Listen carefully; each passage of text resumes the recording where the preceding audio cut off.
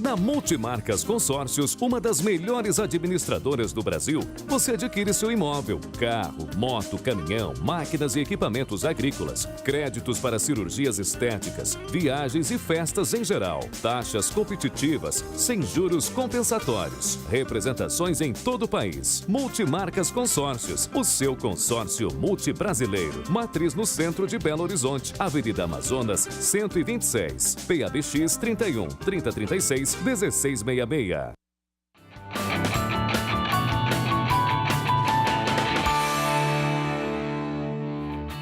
Estamos de volta com o Horizonte Esporte aqui na TV Horizonte. Estamos ao vivo aqui nesta segunda-feira e queremos a sua participação pelo WhatsApp 996428473. Mande a sua pergunta, o seu comentário. O importante é participar aqui do Horizonte Esporte.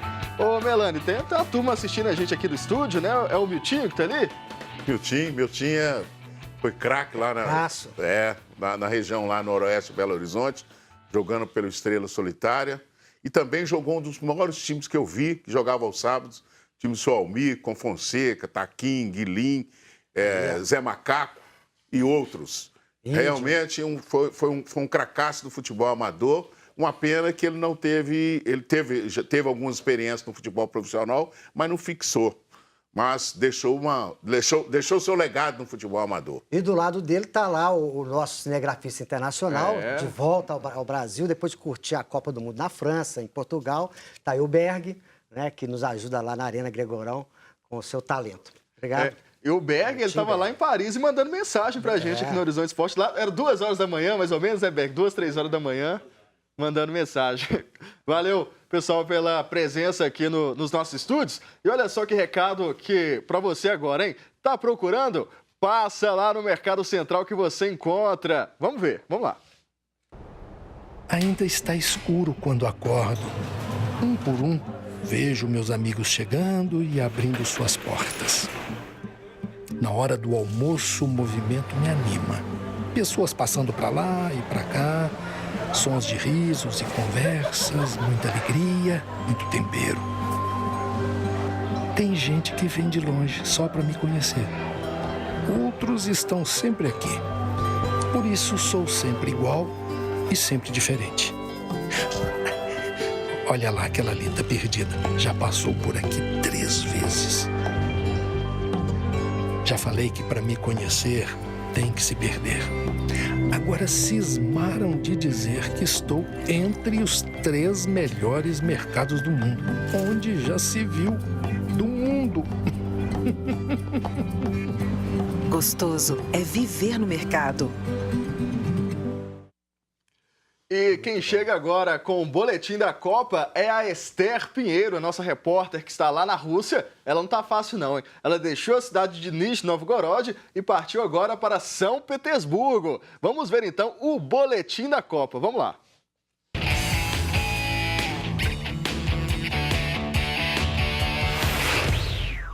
Boa noite, equipe do Horizonte Esporte, para você telespectador. Passei 16 horas em um trem de Nizhny para a cidade de São Petersburgo, localizada no norte da Rússia. Fundada em 1703, São Petersburgo chegou a ser a capital do país aqui.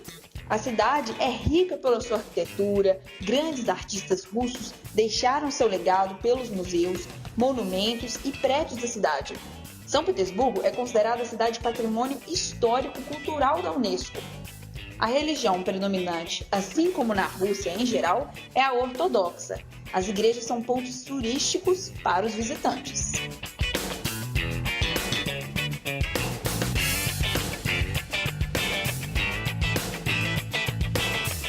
Mas falando da Copa, amanhã tem jogo.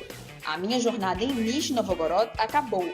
Dia 6, na sexta-feira passada, foi a última partida das quartas de final, onde a França ganhou do Uruguai de 2-0 e vai disputar a semifinal aqui em São Petersburgo amanhã, às 9 horas da noite, horário de Moscou, e às 3 horas da tarde, horário de Brasília. O boletim de hoje fica por aqui, dessa cidade mágica que é São Petersburgo, para o Brasil, repórter Esther Pinheiro.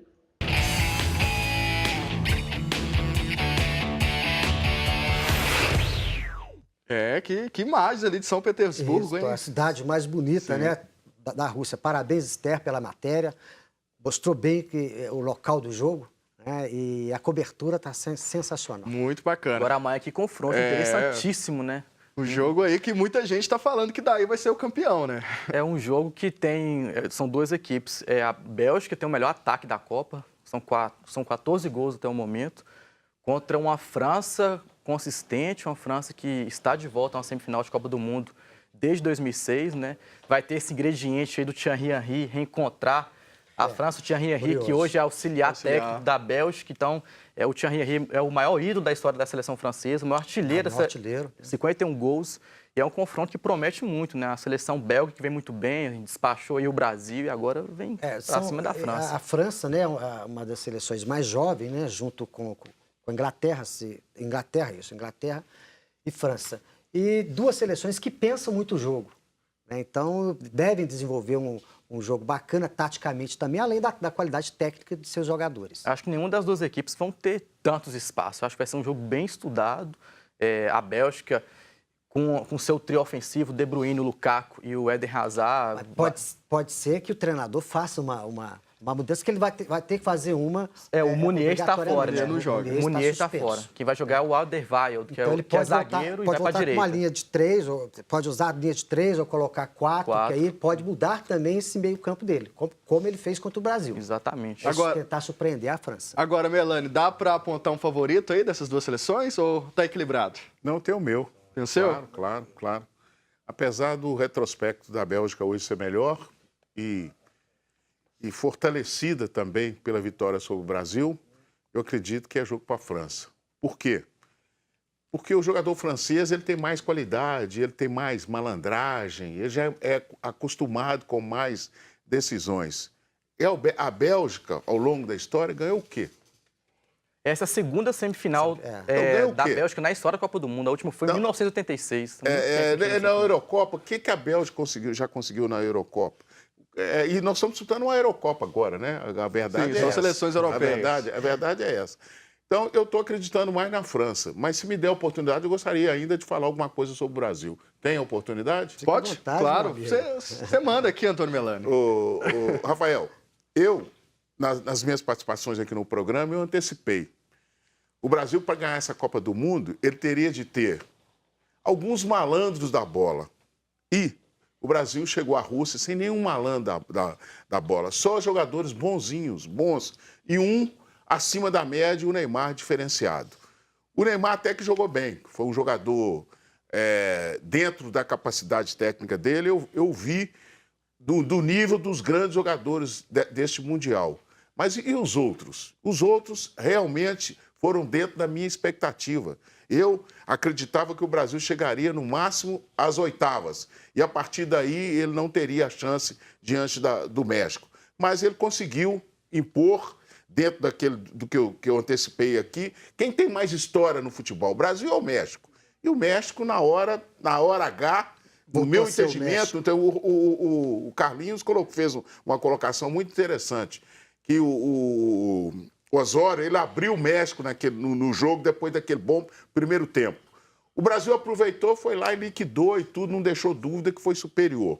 E depois, diante da Bélgica, eu analisei o jogo, observei detalhes por detalhes, e quando rolou a bola, eu falei, hoje o Brasil vai encontrar o seu caminho. O seu caminho, realmente, o limite do Brasil eram as quartas de finais. Olha, veja bem, uma observação que eu fiz tática, que você também observou muito. Quando nós começamos a jogar futebol, Milton, eu, você, o futebol era o seguinte, é mano a mano. Mano a mano. É um contra o outro, uma marcação, você tinha um seu para você marcar. Depois, com a evolução do futebol, veio... marcação por zona. Não, marcação por zona não. Um na sobra. Assim, com a sobra. Um na sobra. Que eu estou falando da marcação individual. Você deixar um na sobra. E esse um na sobra já está totalmente superado. Como é que os times jogam hoje? Com 3 na bola, todas as seleções jogam com 3 na bola, exceto o Brasil. E esse negócio de linha de 4, linha de 3, linha de 5, isso é uma cascata tremenda. Ficou muito claro nesse Mundial. Por quê? Sem a bola, todo mundo joga atrás da linha da bola. Então, essa linha de 3, linha de 4, isso não existe, não, meus amigos. Existe a marcação todos atrás da linha da bola. E 3 marcando, se você não tem a posse de bola, 3 em cima da bola para não dar chance ao adversário. Foi o que a Bélgica fez com o Brasil. O que o Neymar conseguiu? Toda hora tinha um, não para, como o Luxemburgo fala, pelo menos você tem que ter a presença do cercar. Não, eles foram para tomar a bola e tomaram a bola do Neymar, do Gabriel Jesus, Felipe Coutinho, que eu falei aqui, que eu conheço bem e tudo, e outros. Conheço ele desde a base, os jogadores eu conheço desde a base. Sabia que a capacidade, o Brasil foi no seu limite. Aliás, passou do seu limite. Como eu disse, no meu entendimento, seriam as oitavas de final. Isso que eu gostaria de dizer a respeito do futebol brasileiro. Então, nós podemos também prolongar um pouquinho para fazer a seguinte reflexão. Taticamente, o Brasil não mostrou nada. Dependia totalmente do seu principal jogador, que era o Neymar, né, que não conseguiu jogar. Então, cabe a pergunta, e essa comissão técnica, o que ela fez? Ela merece crédito para continuar? Se evolução tática o Brasil não mostrou, e aí? Carlinhos, você sabe disso. Infelizmente, no futebol, os homens que comandam são muito soberbos. Isso é verdade. Você sabe disso. E o Tite, ele não me engana, não. Ele não me engana. E o pior de tudo, você que acompanha muito, tu acompanha como crítico, e eu também, hoje eu abro o ponto.com lá, tá uma matéria lá, plano B, Renato Gaúcho. Pelo amor de Deus, gente. Pelo amor de Deus. O futebol brasileiro tá querendo um outro retrocesso. Foi com Dunga, agora tá querendo vir com o Renato Gaúcho, se o Tite não aceitar. Ele não é o melhor de todos, é indiscutível, mas pelo trabalho que ele fez nas eliminatórias, no meu entendimento, ele deve continuar como técnico da seleção brasileira. Mas, em relação ao que é hoje uma organização tática, como é que você prepara a disciplina do jogador e tudo, ele não sabe absolutamente nada. Eu estava conversando, me permita, estava conversando com o Miltinho antes do programa, né, exatamente sobre o que está se falando por aí. Né? Poxa, tá bom, porque não teve vexame. Quem está pensando assim é porque não conhece o Brasil do futebol, do verdadeiro futebol brasileiro. Conhece o Brasil de 2014 para cá. Tá certo? Se contentar em não tomar de 7, isso aí, meu muito pouco para que representa o futebol brasileiro. Né? Claro. Quem não conhece a tradição do futebol brasileiro, quem não conhece a arte de se jogar futebol, a essência do futebol, vai se contentar em não perder de muito. Só mais uma colocação.